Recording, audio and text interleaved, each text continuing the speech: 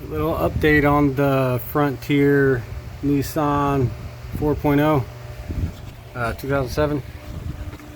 To take off this right here, you need to pop this hose here.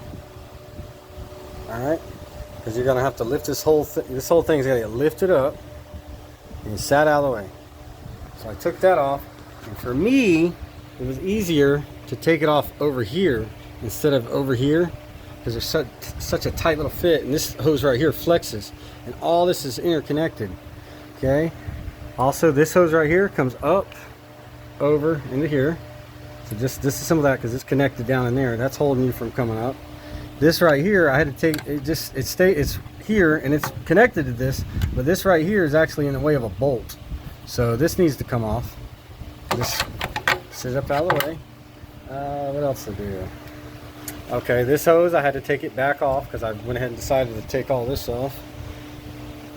And then your bolts, it was all 10mm. You had 2 nuts and 1, 2, 3, there's 4 bolts. So 4 bolts, 2 nuts, or actually 5 bolts, 2 nuts, and the thing should pop right off.